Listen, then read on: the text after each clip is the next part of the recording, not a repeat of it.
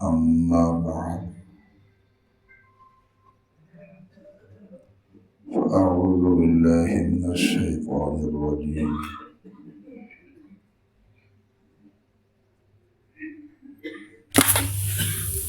بسم الله الرحمن الرحيم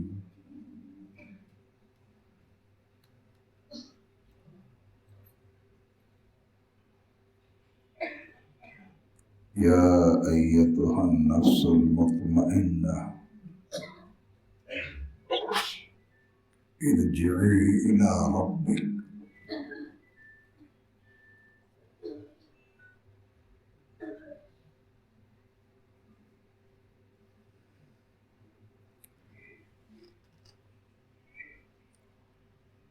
ارجعي إلى ربك ارجعي إلى ربك راضية مرضية فادخلي في عبادي وادخلي جنتي صدق الله العظيم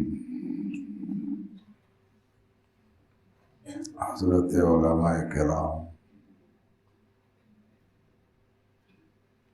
محترم مکرم حاضرین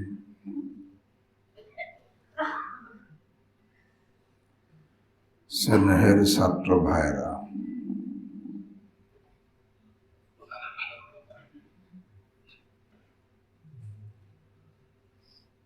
এক সময় আমরা সকলেই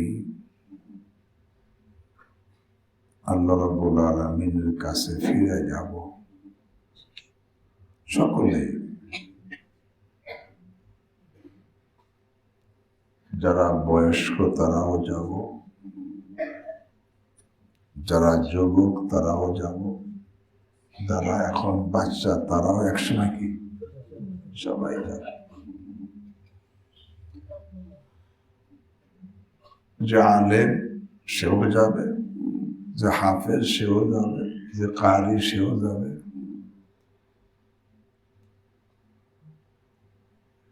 তো সবাই যাব, এটা নিশ্চিত।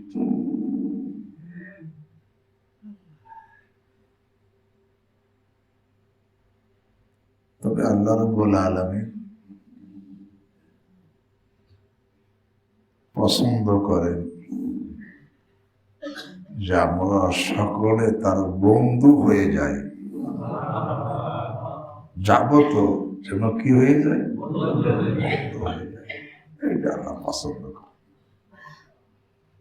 এটা আল্লাহ চান যে সবাই আমার বন্ধু হয়ে যাক।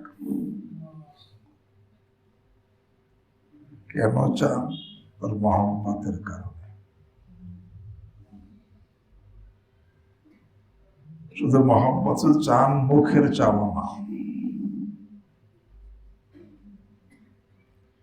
হাদিসের মধ্যে আসছে, আদম আলাইহিস সালাম থেকে নিয়ে কিয়ামত পর্যন্ত যত মানুষ দুনিয়াতে আসছে আসবে, যে কোনো শ্রেণীর মানুষ হিসেবে আল্লাহ যাদেরকে দুনিয়ায় পাঠাইছে সকলের বন্ধু হওয়াটা আল্লাহ চান। এই জন্যই বন্ধুদের জন্য মেহমান খানার ইন্তজাম করা হয়। আল্লাহ প্রত্যেকটা মানুষের জন্য জান্নাত তৈরি করছে।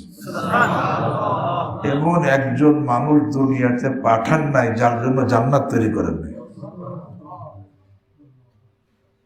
সে মুসলিম হোক অমুসলিম হোক, মানুষ হিসেবে আসছে, আল্লাহ তার জন্য জান্নাত তৈরি করে।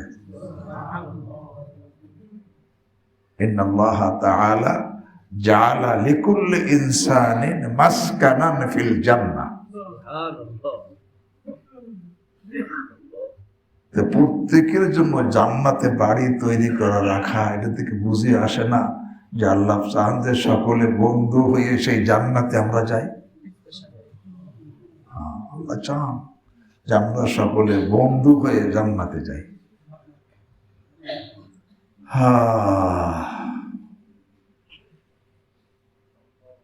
এই জন্য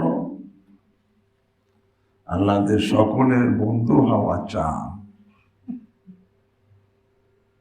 এর জন্য সমস্ত মানুষকে জান্নাতে দাওয়াত দিছে। ভাই, আমার দুনিয়ার মানুষ কাউকে দাওয়াত দিলে আমরা যে দাওয়াত দেয় সে কি চায় যে আমি যাকে দাওয়াত দিলাম সে না আসুক? না, দাওয়াত দিলে সে চায় যে সে কি আসুক। আল্লাহ ইয়াদউ ইলাল জান্নাহ, দুনিয়ার সমস্ত মানুষকে আল্লাহ জান্নাতে দাওয়াত দিয়েছে। এটা প্রমাণ করে আল্লাহ চান যে আমরা সকলে তার বন্ধু হয়ে জান্নাতি হই। শুধু দাওয়াত দিয়ে ক্ষান্ত হন নাই, কাজে জান্নাত পর্যন্ত রাস্তা তো একটু লম্বা। এখন যদি জান্নাতের রাস্তার গাইডবুক হিসেবে গাইডবুক আমি নাজেল না করি, তাহলে বান্দারা জান্নাত পর্যন্ত আসতে কি? দাওয়াত তো দিছি। এই জন্য আল্লাহ মেহেরবানি করে সকলের জন্য আসমান থেকে জান্নাতে যাওয়ার গাইডবুক আসমানে কিতাব নাজেল করছে।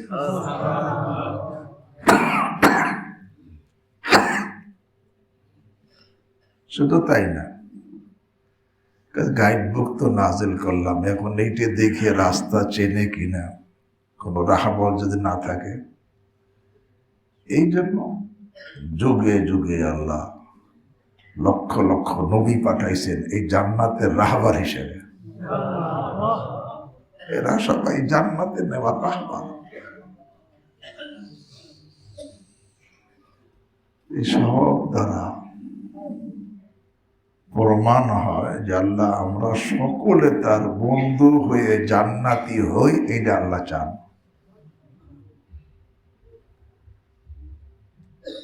জান্নাতে বাড়ি তৈরি করছেন, সবাইকে দাওয়াত, সবার জন্য বাড়ি তৈরি করছেন, সবাইকে জান্নাতে দাওয়াত দিছেন, সবার জন্য গাইডবুক আসমানে কিতাব নাজিল করছে, সবার জন্য রাহবার পাঠাইছে।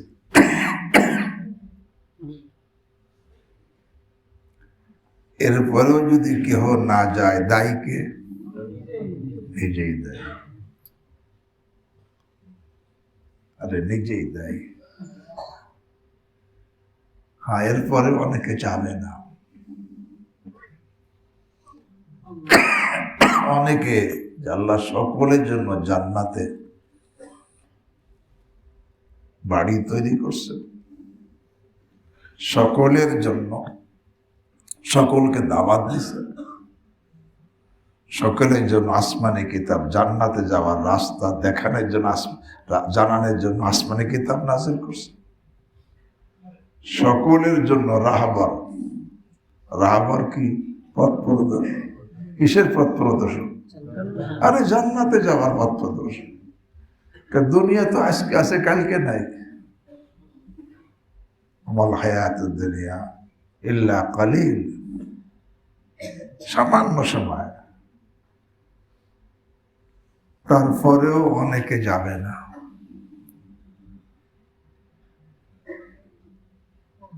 ভাই, এত কিছু করার পরে যদি কেউ না যায়, আপনি কাউকে তার জন্য নিজে থাকার ব্যবস্থা করলেন, দাওয়াত দিলেন, রাস্তা চিনানোর জন্য রাস্তা চিনেই দিলেন, জানাই দিলেন, আবার লোক পাঠাইলেন যে এর সাথে চলে আসুন। এরপর যদি কেউ না আসে, তখন আপনি খুশি হবেন না রাগ? আল্লাহ তারপর নারাজ যে আমি তাকে তার জন্য জান্নাতে বাড়ি তৈরি করছি, তাকে দাওয়াত দিছি, তার জন্য গাইডবুক নাজিল করছি, তার জন্য রাহবার পাঠাইছি, তারপর সে আসলো না। যখন তুই আসলি না, যা, তোর শাস্তি কি? তুই জাহান্নামী।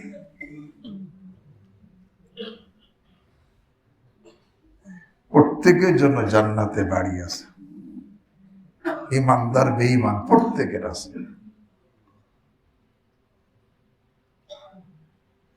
এই জন্য যারা যাবে না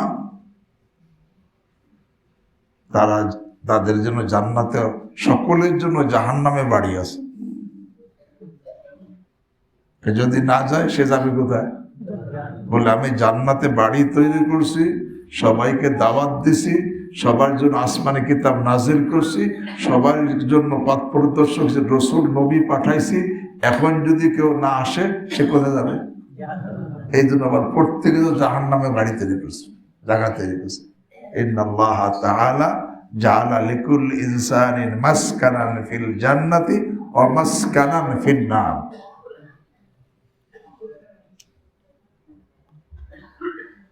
আল্লাহ, সকলে যেন জাহান্নামের মাঝখান আছে।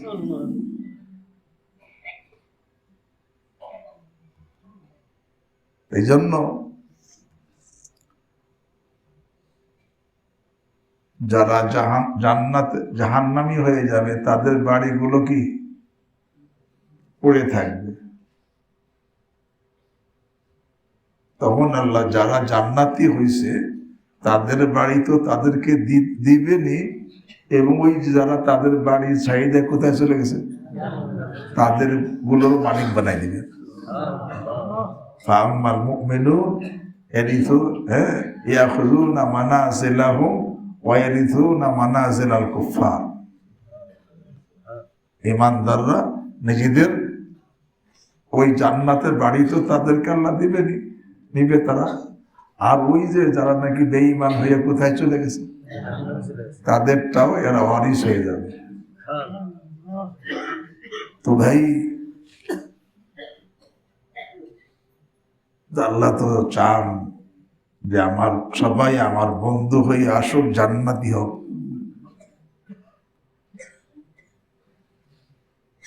এখন আল্লাহর বন্ধু হয়ে আল্লাহর কাছে যাইতে কে কে রাজি?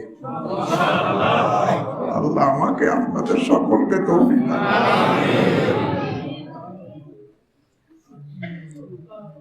আল্লাহর বন্ধু হওয়ার জন্য মাত্র একটা বাধা। কয়টা বাধা? একটা বাধা। সেইটার নাম হলো গুনাহ, পাপ। এই একটাই বাধা, যে পাপ থেকে সব পাপ থেকে বেঁচে থাকে আল্লাহকে, সে আমার বন্ধু।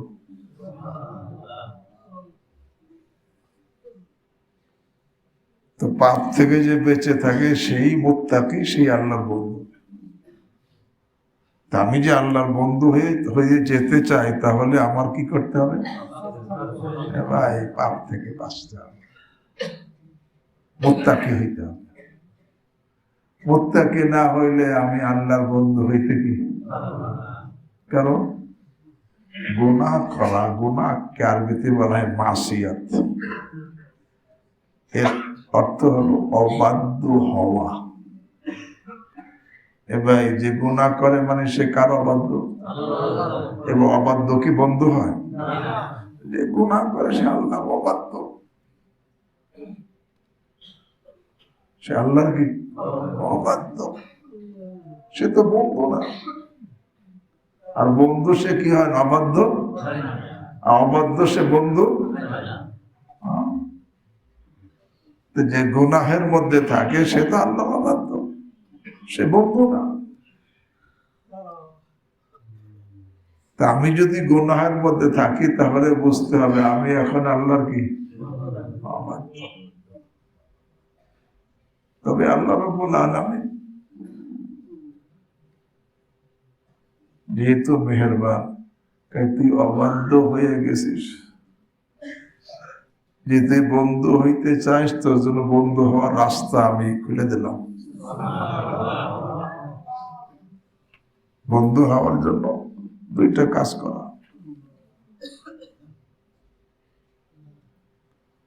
প্রথম কাজ,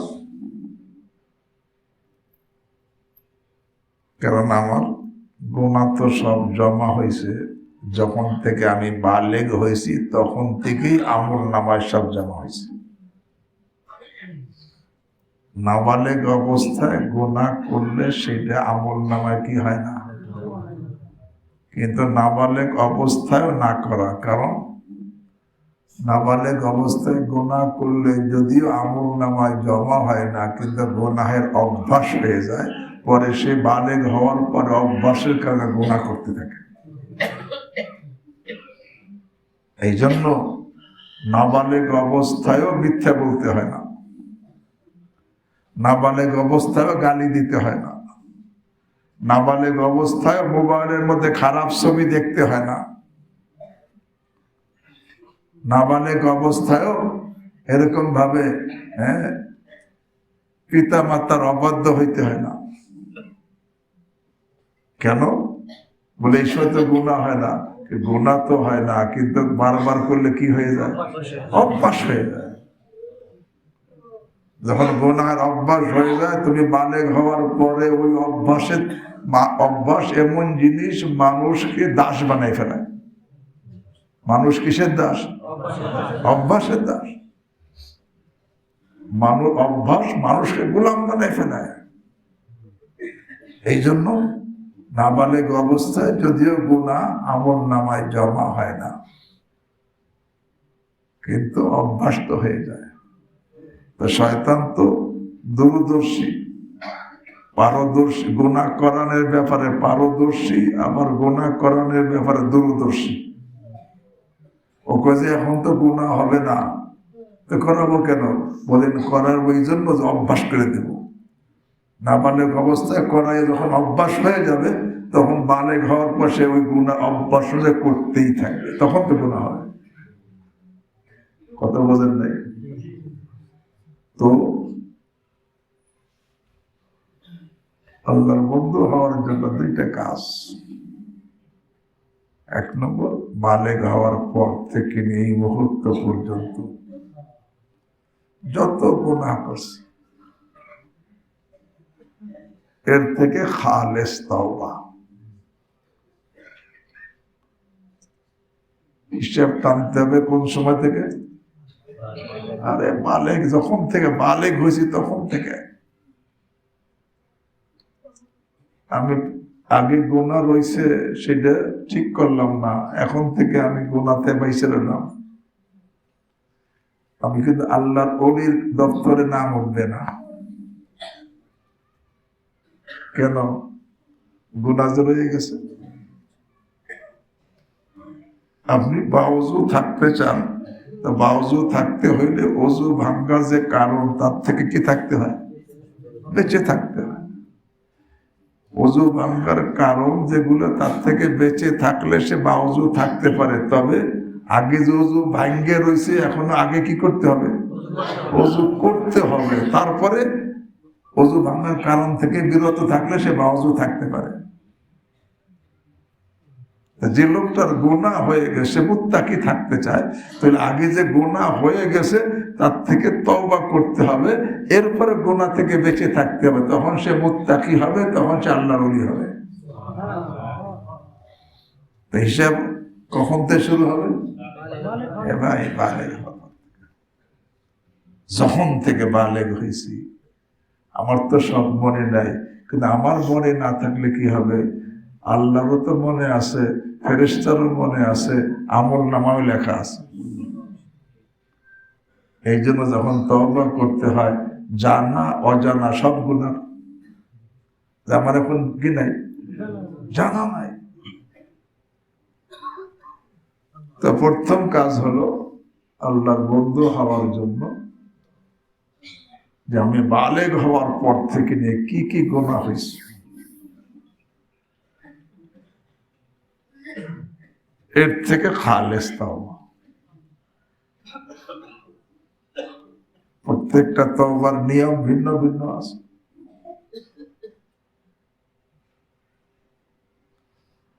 বালেগ হওয়ার পর থেকে নামাজ কাজা হয়েছে, এখন এর তওবার জন্য ওই কাজা করতে হবে, কাজা করতে হবে। এমনি যে কাজার জন্য ক্ষমা চাইতে হবে, আর যেগুলো ছুটে গেছে সেগুলো কি কাজা করতে হবে। রোজা ছুটে গেছে সেগুলো কি, জাকাত ছুটে গেছে সেগুলো কি কাজা করতে, খরচগুলো কাজা করতে। এমনি বালেগ হওয়ার পরে গোনা হয়েছে, কারো হক নষ্ট করছে, তারটা ফেরত দিতে হবে, তার কাছে ক্ষমা নিতে হবে। আমি এখন থেকে তওবা করতেছি, কিন্তু যারটা নিছি তারটা ফেরত দিলাম না, বা তার কাছে ক্ষমা নিলাম না। আল্লাহর ওলির দফতর, এখন যদি আমি সারা রাত তাহাজ্জুদ করি, আল্লাহর ওলির দফতরে নাম উঠবে না। এটা ভালো করে বুঝি। আমি কারোটা আত্মসাৎ করছি, কারোটা এরকম ভাবে দেই নেই, দোকান থেকে সদাই কষি টাকা দেই নেই,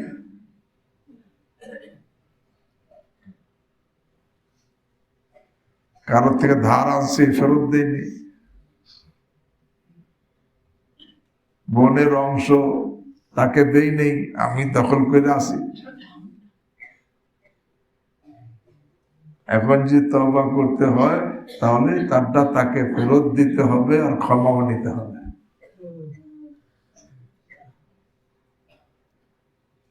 আর ফেরত দিলাম না, খালি আল্লাহ মাফ করে দেন, আল্লাহ মাফ করে দেন, আল্লাহ মাফ করে দেন, তার এই তওবা হবে না, তার তওবা হবে না। সে অন্যের হক নষ্টকারী হিসেবে গুনাহগারী থেকে যাবে। যদিও প্রত্যেক দিন এখন সারা রাত তাহাজ্জুদ পড়ে, সারা রাত তাহাজ্জুদ পড়ে, এই জন্য তওবার নিয়ম যে ফরজ গুলো ছুটে গেছে সেগুলো কি কাজা করা, আর কারো হক নষ্ট করলে তারটা আদায় করে দেওয়া। আদায় করার তৌফিক না থাকলে তার কাছ থেকে ক্ষমা চাওয়া, ক্ষমা নেওয়া। আর কাউকে এমনি কষ্ট দিছি আচার ব্যবহারের দ্বারা, আমি তওবা করতে চাই, তার থেকে কি করা, ক্ষমা নেওয়া। হ্যাঁ, আর কিছু গুনাহ আছে, আল্লাহর হক অন্য নষ্ট করছে, অবৈধ কাজ করে ফেলছে, মদ খাইছে, হ্যাঁ, অহংকারে লিপ্ত হয়েছে, হিংসায় লিপ্ত হয়েছে, রিয়ার মধ্যে লিপ্ত হয়েছে।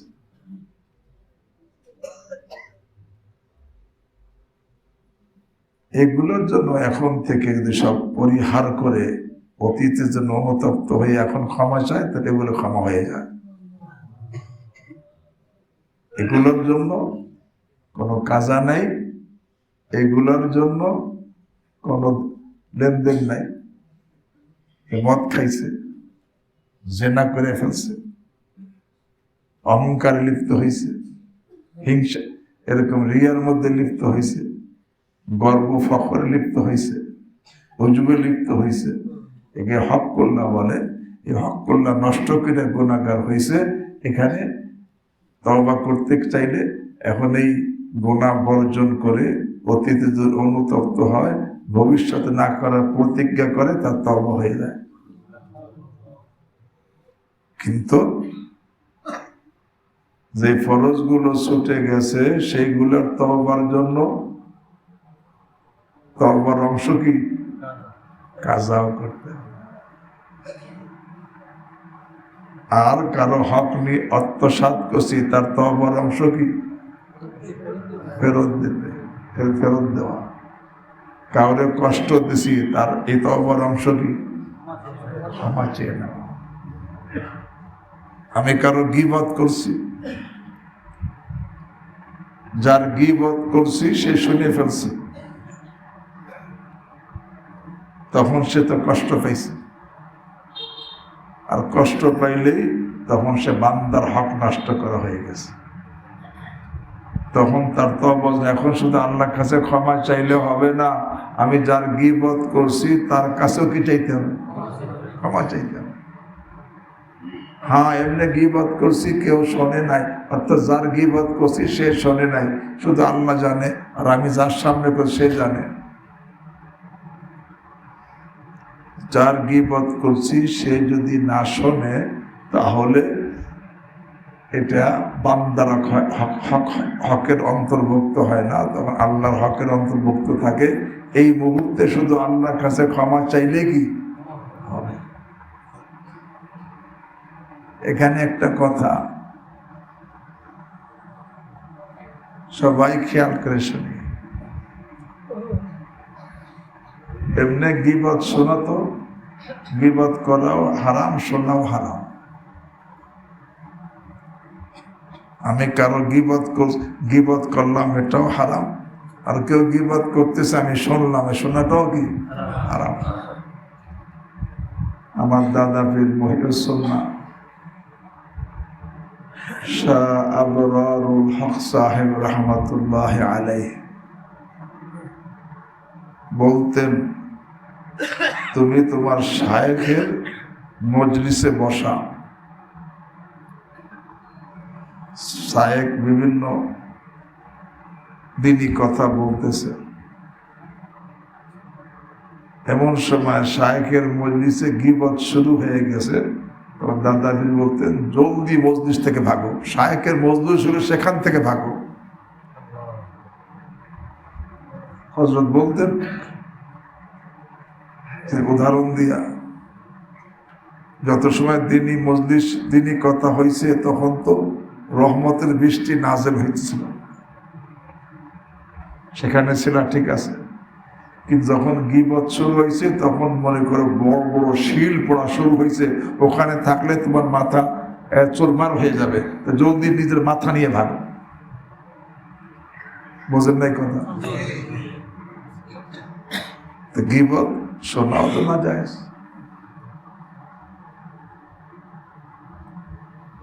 কিন্তু একজন গীবত করে ফেলছে, আমি শুনছি।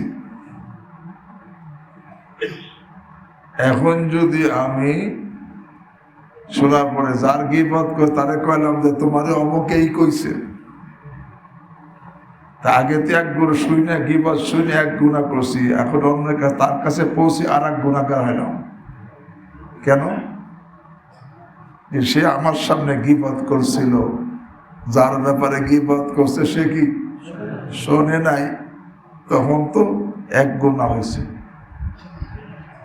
কিন্তু আমি যখন নাকি তার কাছে পৌঁছে দিলাম, আগে তো শুধু হক করলাম নষ্ট হয়েছিল, এখন পৌঁছে শুনেলাম যে আমাকে তোমাকে এই বলছে, তখন সে কষ্ট পাইল। তুমি এই হক করলা ছিল আগে, এখন তুমি হক করলাও নষ্ট, হক কর এবার নষ্ট করা গুণাগার তুমি হইলা। এই জন্য হাজী ইমদাদুল্লাহ মহাজের মক্কি রহমতুল্লাহ আলাইহি, ওনার কাছে যদি কেউ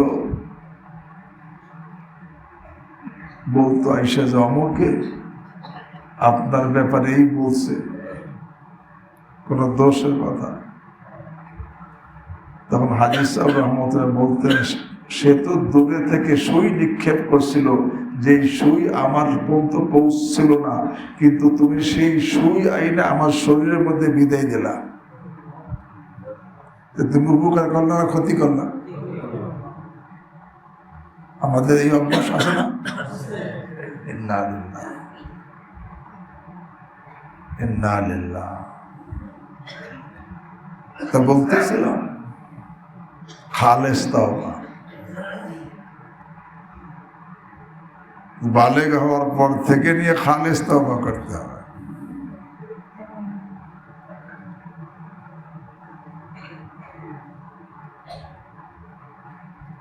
যেটা শুধু যেখানে হক করলাম নষ্ট করার গুনাহ হয়েছে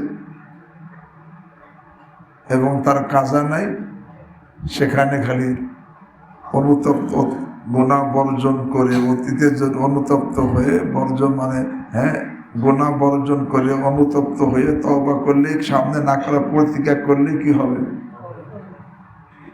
আর যেখানে যেগুলো কাজা আছে সেগুলোর সাথে সাথে কি করতে হবে? কাজা নিয়ত করে কাজা শুরু করতে হবে। বান্দার হক নষ্ট করছি, মালি হক নষ্ট করছি, তার নাকি আর এমনি কষ্ট দিছি তার কাছে। প্রথম কাজ মুত্তাকি হওয়ার জন্য প্রথম কাজ হলো নিজে বালেগ হওয়ার থেকে এই মুহূর্ত পর্যন্ত পুরো জীবনের খালেস তওবা।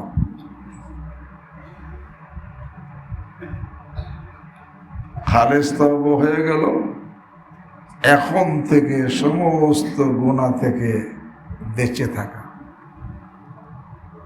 অতীতে খালেস তওবা করছি আর এখন থেকে গুনাহ থেকে বেঁচে থাকতেছি, আমি মুত্তাকি, আমার নাম আল্লাহ তাআলা ওলির দপ্তর উঠে গেছে।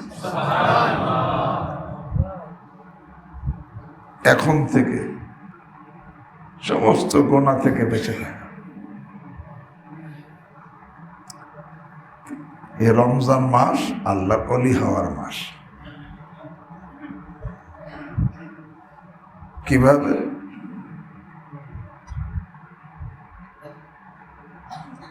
মানুষ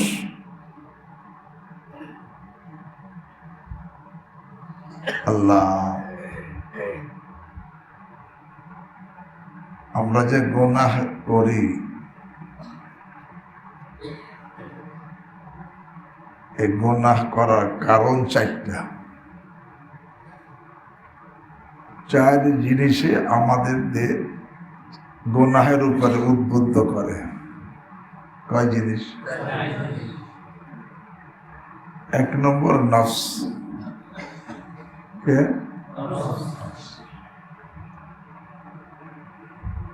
ইন্না নফসা লাআম্মারাতুন বিসসূ। নফস সর্বদা পাপের কাজের আদেশ করে। দুই নম্বর শয়তান। শয়তান পাপের দাওয়াত দেয়। শয়তান দাওয়াত দেয়।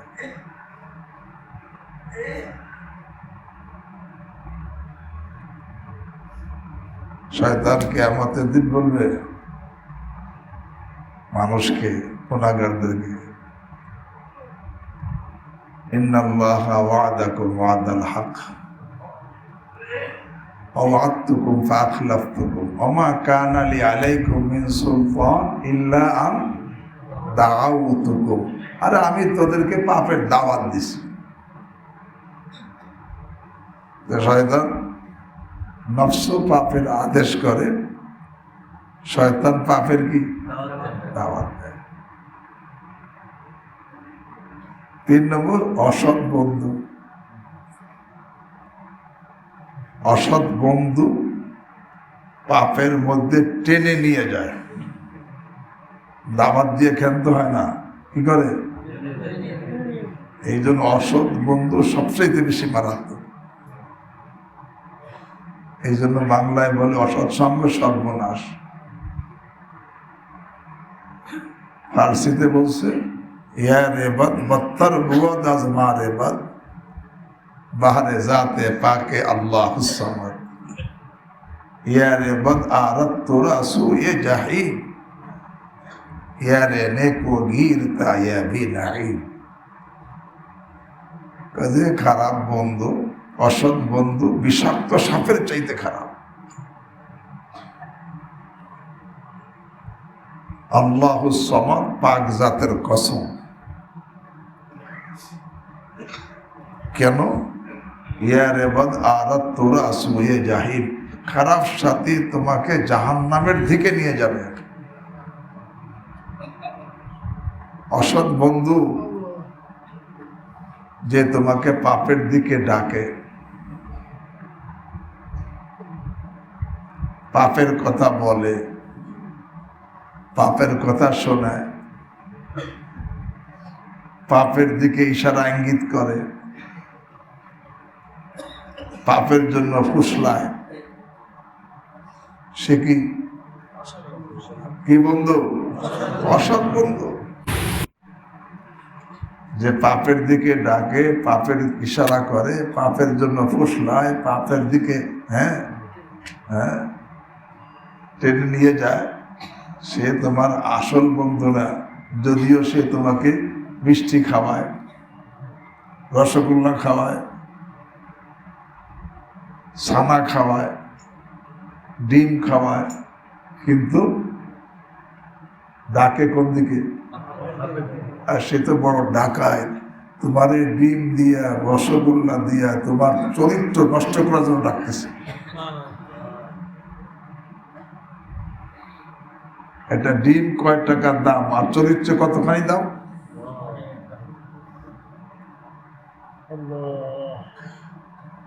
যার চরিত্র চলে গেল, সব চলে গেল।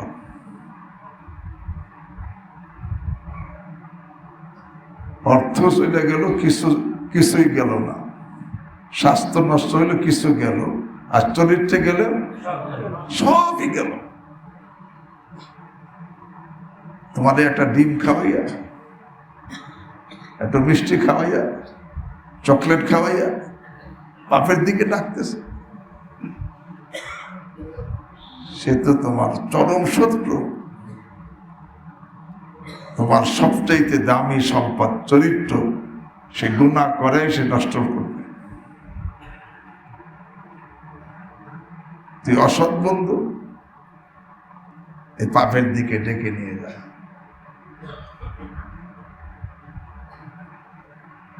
তো গুনাহ করে চার কারণে। প্রথম হলো নফস, দ্বিতীয়, তৃতীয়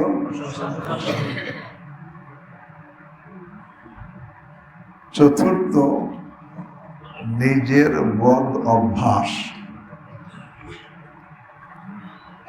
আমি বারবার মোবাইলে খারাপ ছবি দেখে এখন অভ্যাস করে ফেলছি। এর অভ্যাসে আমাকে এখন ওর দিকে নিয়ে যেতেছে, গুনাহের দিকে। এই বদ অভ্যাস।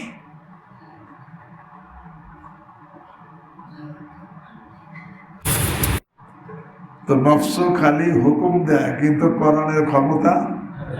আমি না করলে সে ডবল যে করাইতে কি? শয়তান দাওয়াত দেয়, আমি দাওয়াত কবুল না করলে। আর খারাপ সাথী টানাটানি করে, আমি না গেলে সে নিতে কি? কিন্তু বদ অভ্যাস গোলাম বানাই ফেলায়। মানুষ কিসের দাস? গোলাম বানাই ফেলায়। এই জন্য এই বদ অভ্যাসের কারণে মানুষ গুনাহ করে। এই রমজান মাস গোলাম বানাই ফেললে, সে হাফেজ হোক, কারি হোক, আলেম হোক, মুফতি হোক, মুহাদ্দিস হোক, যদি তার গোলামি থেকে, বদ অভ্যাসে গোলামি থেকে বের না হয়, তা হাফেজ, কারি, আলেম, মৌলানা, মুফতি হয়েও গুনাহে জড়িত হয় না? হয়।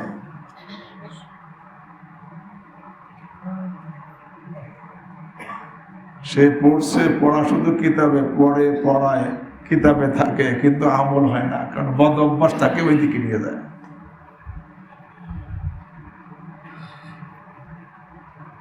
তো গুনাহ হয় চার কারণে: নফস, শয়তান, অসৎ বন্ধু, বদ অভ্যাস।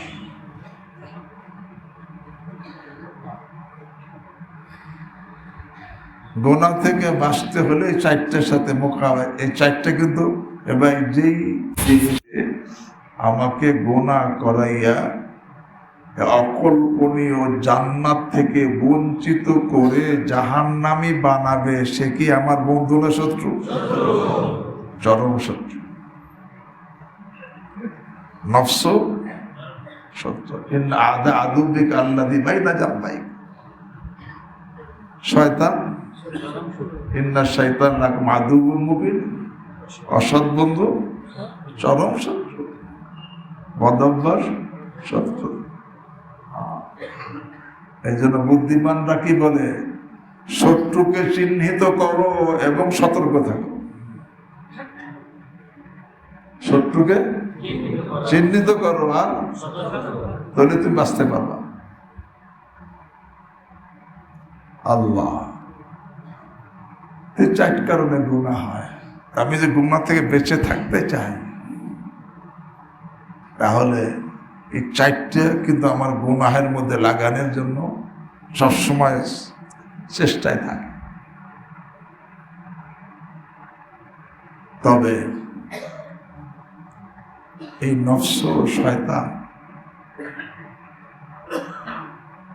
এরা গুনাহে লাগাইতে পারে যখন আমি গুনাহের আসবাবের নিকটে যাব। তখন গুনাহের উপকরণে যখন নিকটে যাব, তখন নফস গুনার আদেশ করাইয়া গুনাহে লিপ্ত করতে হয়। এই জন্য আল্লাহ রাব্বুল আলামিন কোরআনে কারীমের মধ্যে বারবার বলছে, লা তাকরাবুল ফাওয়াহিশ। কারণ তোমার পিছনে 4টে শত্রু লাগা আছে, নফস আছে, শয়তান আছে, খারাপ সঙ্গ, অসৎ, এরকম বা বদঅভ্যাস। এখন তুমি গুনাহের আসবাবের নিকটেই যাবা না, কারণ নিকটে যদি যাও তো এই 4 শত্রু মিলা তোমাকে গুনাহের মধ্যে কি লিপ্ত করবে। গুনাহের আসবাবের নিকটে যাবা না।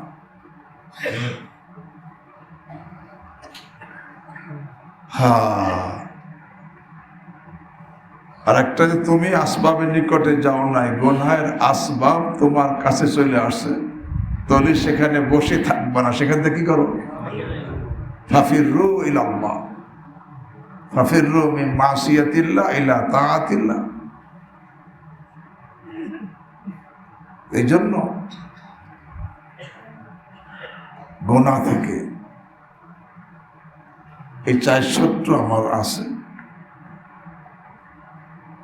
এখন আমি যদি গুনাহের আসবাবের নিকটে যাই, এই 4 শত্রু মিলে আমাকে গুনাহের মধ্যে লিপ্ত করে ফেলবে। এই জন্য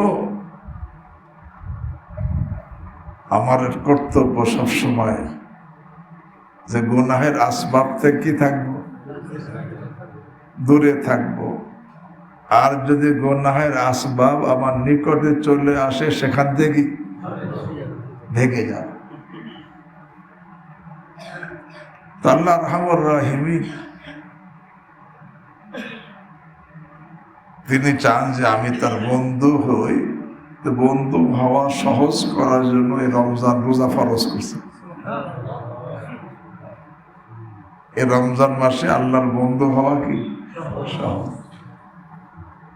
কেন সহজ? এবার নফস যে পাপের আদেশ করে, যত সময় সে তাগড়া থাকে, শক্তিশালী থাকে, দুর্বল হইলে আর সে আদেশ করতে কি। যখন রমজান মাসে মানুষ রোজা রাখে, তখন নফস কি হয়? দুর্বল হয়ে যায়। যখন নফস দুর্বল হয়ে যায়, তখন সে আর পাপের আদেশ করতে কি পারে না।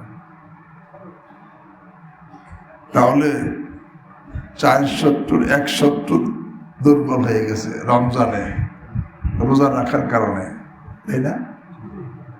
বড় শত্রু নফস, সে কি হয়ে গেছে? কিসের কারণে?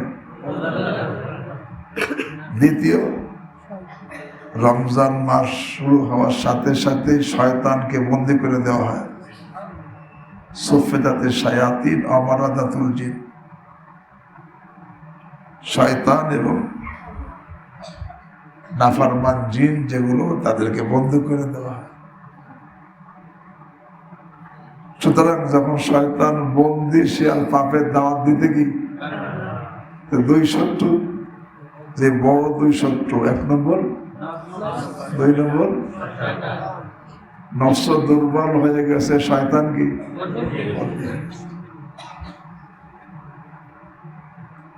এখন গোনা থেকে কি 4 শত্রুর মোকাবেলা করে গোনা থেকে বাঁচা কঠিন ছিল, এখন 2 শত্রু। রমজান মাসে নফস দুর্বল, শয়তান বন্দী, এখন 2 শত্রুর সাথে মোকাবেলার প্রয়োজন নাই, এখন গোনাতে বাঁচা কি।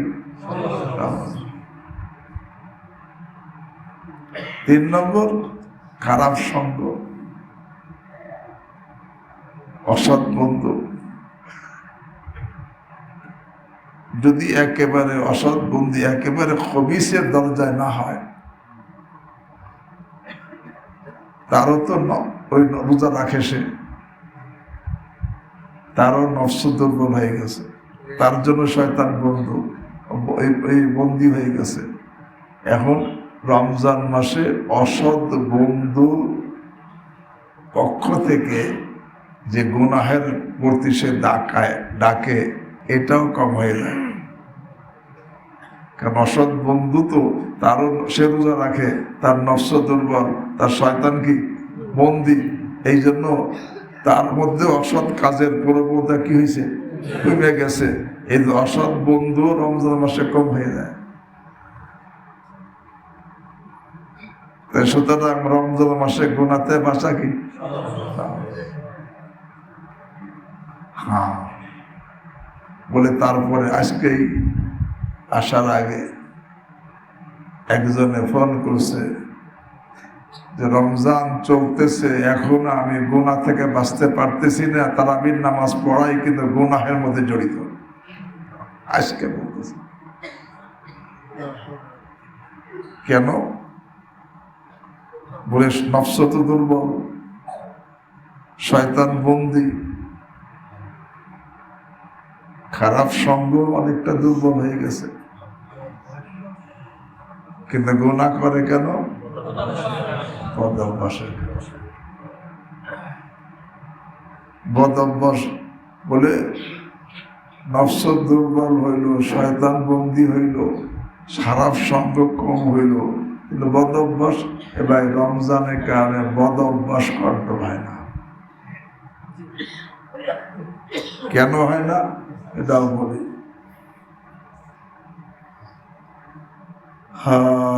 এই জন্য হয় না, নফস সৃষ্টির মধ্যে আমার হাত নেই, শয়তান সৃষ্টির মধ্যে আমার হাত নেই। এটা কুদরতি ভাবে আল্লাহর পক্ষ থেকে সৃষ্টি। আল্লাহ তো চান যে আমি তার বন্ধু হই।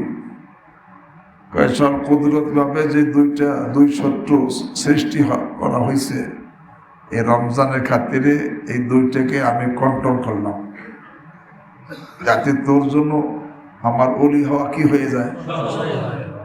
তা আমি নিজেই কন্ট্রোল করলাম, কারণ এই 2 শত্রু, নফসের ব্যাপারে তোর হাত নাই, শয়তানের ব্যাপারে তোর কি নাই, এই জন্য আমি নিজে কন্ট্রোল করলাম।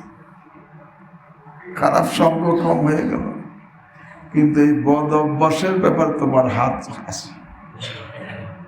কারণ তোমাকে আমি যখন দুনিয়াতে পাঠাইছিলাম তখন তোমার মধ্যে কোনো পাপের অভ্যাস ছিল না, অভ্যাস তুমি করছো। নফস তুমি বানাও নাই, শয়তান তুমি বানাও নাই, এই জন্য এটা আমি কন্ট্রোল করলাম, কিন্তু বদ অভ্যাস তুমি নিজে করছো। তোমাকে দুনিয়ায় যখন পাঠাইছি তখন তোমার মধ্যে কোনো পাপের অভ্যাস কি ছিল না। সগীরা পাকে, সগীরা কবিরা কোনো পাপের অভ্যাস ছিল না, তুমি নিষ্পাপ করে পাঠাইছি, তখন কোনো অভ্যাসই ছিল না। বাকি পরে তুমি নিজে বারবার পাপ করে নিজে সেই অভ্যাস কি করছো, বানাইছো, বদ অভ্যাস। তুমি যেটা যেটা নিজে নষ্ট করছো, এইটা তোমার নিজের মুজাহাদা করে সংসদ কন্ট্রোল করতে হবে। যারা নাকি রমজান মাসে এই নিজের বদ অভ্যাসকে কষ্ট করে কন্ট্রোল না করে, তারা রমজান মাসেও গুনাহে জড়িত থাকে। রমজান মাস চলতেছে, তারপরে দেখেন মোবাইলের মধ্যে খারাপ ছবি দেখতেছে, আছে না?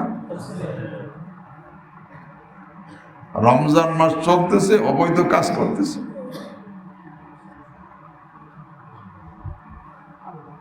রমজান মাস চলতেছে, গীবত করতেছে।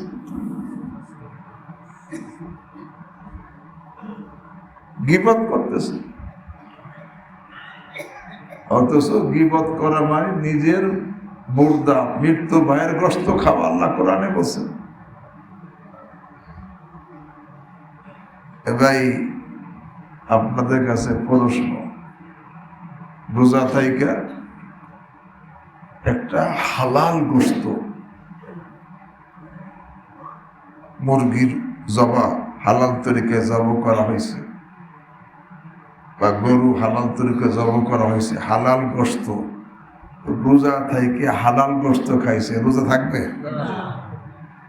কিন্তু গীবত করা আল্লাহ কয় নিজের ভাইয়ের গোশত। এ ভাই, মানুষের গোশত হালাল না হারাম? হারাম। আবার মরে গেলে ডবল হারাম, কারণ হালাল প্রাণী তো এমনি মরলে হারাম হয়, কিন্তু মানুষ এমনি কি, মানুষের গোশত এমনি কি, আবার মরে গেলে ডবল হারাম। আবার সে নিজের ভাইকে জব কইরা তার গোশত খাইছে, এটা আর 3 ডবল হারাম। তা যদি রোজা থাইকা হালাল গোশত খাইলে রোজা ভেঙ্গে যায়, তো রোজা থাইকা 3 ডবল হারাম। যেই গোশত, মানুষের গোশত, নিজের ভাইয়ের, মরা ভাইয়ের গোশত, মানুষের গোশত, তাও মরা মানুষ, তা আবার নিজের ভাই, এর গোশত খাইলে রোজার অবস্থা কি হবে? কিন্তু যাদের ওই অভ্যাস আছে, রমজানেও গীবত চলতেছে, আছে না?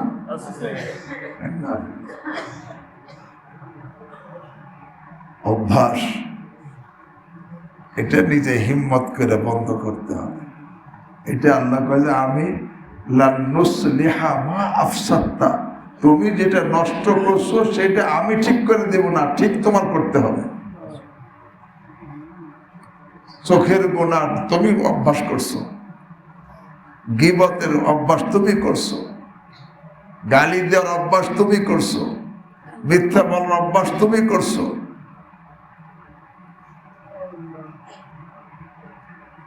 এমনকি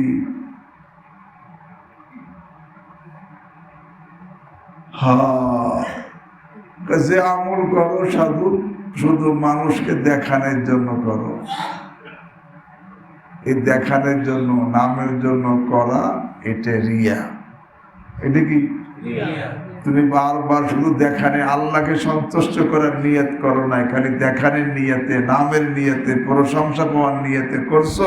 আল্লাহ এই করতে করতে তোমার মধ্যে রিয়ার অভ্যাস হয়ে গেছে। এখন রমজান চলতেছে, এখনো তেলাওয়াত হইতেছে, আল্লাহ সন্তুষ্টের জন্য হইতেছে না, মানুষের সন্তুষ্টের জন্য হইতেছে। কারণ এই যে মানুষকে দেখানোর নিয়তে, এরকম প্রশংসা পাওয়ার নিয়তে, নামের নিয়তে বারবার করতে করতে এখন এমন অভ্যাস হয়ে গেছে, রমজান মাস চলতেছে, এখনো যে কোরআন তেলাওয়াত করবে, নামাজে দাঁড়াইয়া, তাও অনেকে আল্লাহর জন্য করতেছে না, মুসল্লিদের জন্য করতেছে। আছে না? নাই? কারণ অভ্যাস করে ফেলছে। ভাই, আমল করতে হবে কার জন্য? এই যে নাকি রিয়ার অভ্যাস করে ফেলছে, সে রমজানেও দেখা যায় আমল হইতেছে, কিন্তু রিয়ার সাথে। রিয়া কি নেকি না গুনাহ? সগীরা না কবিরা গুনাহ? কেমন কবিরা গুনাহ? যেই কবিরা গুনাহকে শিরিক বলা হয়েছে। রিয়ার কবিরা গুনাহকে কি বলা হয়েছে? শিরিক বলা হয়েছে। ভাই, তো বলতেছিলাম, এই রমজান মাসেও গুনাহ করে মানুষ। কিসের কারণে? এই রমজান মাস নফস যদিও দুর্বল, শয়তান যদিও বন্দী, খারাপ সঙ্গ সাথীও কমে গেছে, কিন্তু অভ্যাস তো সাথে ছয় নাই। এই জন্য মুত্তাকি হতে হলে, আল্লাহর বন্ধু হতে হলে গুনাহ থেকে বাঁচতে হবে। আর বাঁচতে হলে এই রমজান মাসে নিজের বদ অভ্যাসের সাথে যুদ্ধ কইরা এই গুনাহ থেকে বাঁচতে হবে। বলে হুজুর অভ্যাস তো গোলাম বানায় ফেলে, এটা মানুষে কয় না, মানুষ অভ্যাসের দাস, গোলাম বানায় ফেলে, গোলাম বানায় ফেলে। এই জন্য যেটা অভ্যাস হয়ে যায় সেটা ছাড়া কি কঠিন হয়ে যায়, কষ্ট হয়ে যায়। কেমন কষ্ট হয়? আরবিতে বলা হয় ফিতামুল আদাতি আশাদ্দু মিন ফিতামির রাজাআতি। আরে অভ্যাস ছাড়ানো বাচ্চার দুধ ছাড়ানোর চাইতে কঠিন। তবে ভাই কঠিন ঠিক আছে, কিন্তু জিজ্ঞাসা জাহান্নামের আযাব সহজ না কঠিন? অভ্যাস ছাড়ানোর কঠিনের থেকে বেশি কঠিন না অভ্যাস ছাড়ানো বেশি কঠিন? জাহান্নামের আযাব কি? তো ভাই ওই বেশি কঠিন থেকে বাঁচার জন্য এই অভ্যাস একটু ছাড়ানো কষ্ট হবে, ছাড়ানো যাবে না? হ্যাঁ ভাই, যারা নাকি রমজান মাসে এই অভ্যাসকে ছাড়াইতে পারবে, কারণ রোজা তো আছে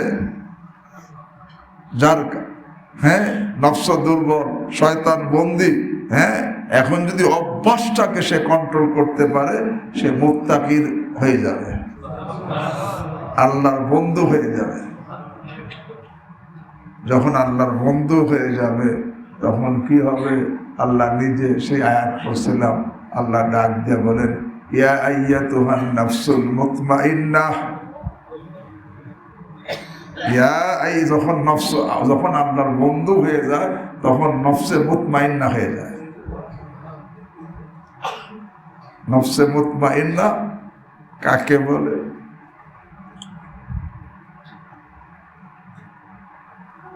এর তিনটা ব্যাখ্যা আমার এখন মনে আছে।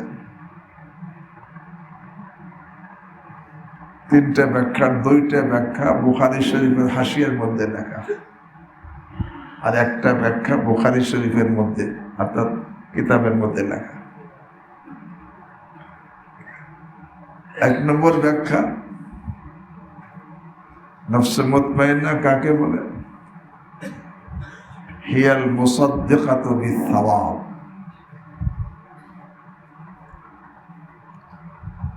নফসে মুতমাইন্না ওই নফস সে প্রত্যেকটা আমলের প্রতিদানের উপরে বিশ্বাসী হয়ে যায়। কি বিশ্বাসী? যে নেক আমলের প্রতিদান জান্নাত, এইটা তার ইয়াকিন হয়ে যায়। আর বদ আমলের প্রতিদান জাহান্নাম, এটা তার ইয়াকিন এমন হয়ে যায় সে নেক আমলকে নেক আমল দেখে না, নেক আমলকে দেখে জান্নাত। নেক আমল ছোটা মানে জান্নাত ছোটা, সে নেকির কাজ ছাড়তে পারেই না। আর গুনাহ মানে জাহান্নাম, সে গুনাহ দেখে না, জাহান্নাম দেখে, সে গুনাহের কাছে যাইতেই। এইরকম যার অবস্থা তাকে বলে নফসে হিয়াল মুসাদ্দিকাতু বিস-সাওয়াব। দ্বিতীয় সংজ্ঞা হিয়াল আরিফাতু বিল্লাহ।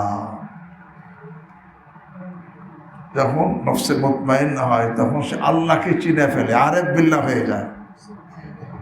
হিয়াল আরিফাতু বিল্লাহ লা তাসবিরু আনিল্লাহি তারফাত আইন। আল্লাহকে চিনার পরে এমন আল্লাহর সাথে এমন গাঢ় মহব্বত হয় যে আল্লাহকে বাদ দিয়া এক পলকও সে থাকতে পারে না।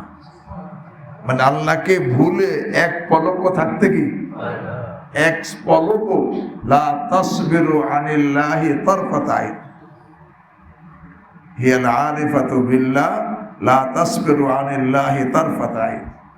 আল্লাহকে চিনে ফেলছে, এমন চেনা যে এখন আমি আপনি আল্লাহকে মহব্বত না করার একটাই কারণ, সেটা আমি আল্লাহকে কি চিনি নাই। যদি আল্লাহকে চিনতাম খোদার কসম করে বললে ভুল হবে না, আল্লাহর থেকে, আল্লাহর চাইতে প্রিয়জন হওয়ার যোগ্য আর কেহ নাই। আমি যে আল্লাহকে মহব্বত করি না, এর কারণ আমি আল্লাহকে কি যে নাকি নফসে মুতমাইন্না হিয়াল আরিফাতু বিল্লাহ লা তাসবিরু আনিল্লাহি তারফাত আইন, যে আল্লাহকে চিনে ফেলছে, এমন চেনা যে এক পলকের জন্য সে আল্লাহকে ভুলতে কি পারে না। আর 3 নম্বর, হাসান বসরি রাহিমাহুল্লাহ যে সংজ্ঞা বয়ান করেছেন, নফসে মুতমাইন্না যখন হয় তখন তার অবস্থা কি হয়, ইদা আরাদাল্লাহু কবজাহা, এই নফসকে যখন নাকি আল্লাহ উঠেই নিতে চান, দুনিয়া থেকে উঠেই নিবেন, তো রাজিয়াত আনিল্লাহ ওয়া রাজিয়াল্লাহু আনহা, তখন সে আল্লাহর প্রতি খুশি, যাওয়ার সময় আল্লাহর প্রতি কি খুশি, আল্লাহ তার প্রতি খুশি। কারণ সে দেখে আমি বন্ধুর কাছে যাইতেছি, আল্লাহ দেখে আমার বন্ধু আসতেছে, এই দুনো প্রত্যেকেই খুশি, সে যাওয়ার জন্য খুশি আর আল্লাহ তাকে নেওয়ার জন্য খুশি। दोनों जानिब से इशारे हो गए, तुम हमारे हम तुम्हारे हो गए। दोनों दिख से अल्लाह अकबर हियल आरिफा, अरे इज़ा अरादल्लाहु कब्ज़हा রাদিয়াত আনিল্লাহ ওয়া রাদিয়াল্লাহু আনহা, যখন আল্লাহ তাকে নিয়ে উঠে নিতে চান তখন সে আল্লাহর প্রতি, আল্লাহকে যাইতে খুশি, আল্লাহ তার প্রতি খুশি। আর আতমাআন্নাত ইলাল্লাহ আতমাআন্নাল্লাহু ইলাইহা, আল্লাহ তার ব্যাপারে মুতমাইন যে আমার বন্ধু আসতেছে, সে আল্লাহর কাছে যাওয়ার জন্য মুতমাইন যে আমি বন্ধুর কাছে যাইতেছি।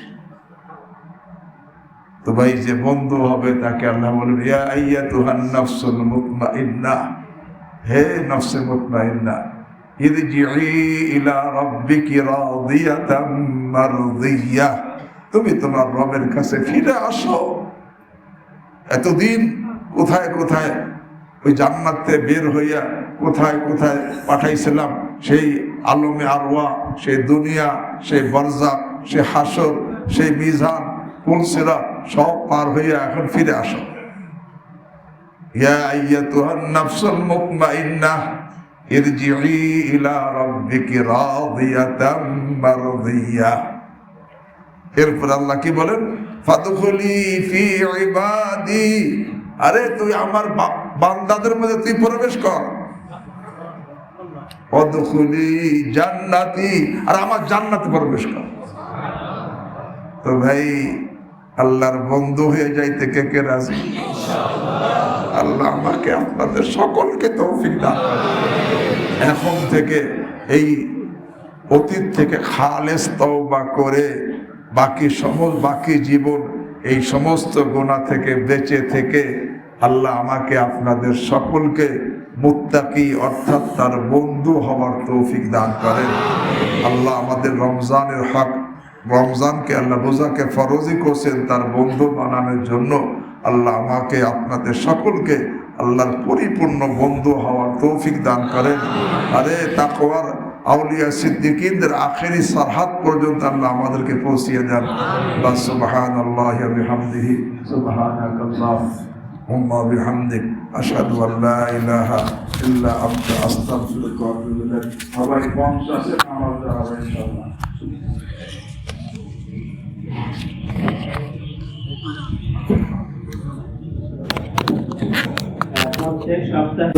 ইনশাআল্লাহ আগামী সোমবারও এখানে 10টা থেকে মজলিস হবে। তাছাড়া হযরতুল্লাহ দামাত বারাকাতুহু রমজানের আগে থেকেই এখানে আছেন এবং পুরা রমজান মাস ইনশাআল্লাহ এখানেই থাকবেন। এর জন্য অনেক সাথীরা খানকায় বিছানাপত্র নিয়ে চলে এসেছেন, রমজানের আগেও অনেকে এসেছেন, রমজানের শুরু থেকে অনেকে থাকতেছেন। আমাদের যাদের সুযোগ আছে হযরতের সোহবতে রমজানের বাকি কয়েকদিন এখানে কাটাবার চেষ্টা করি। যারা প্রস্তুতি নিয়ে এসেছে নামাজের পরে নাম লেখায়া নিয়ম অনুযায়ী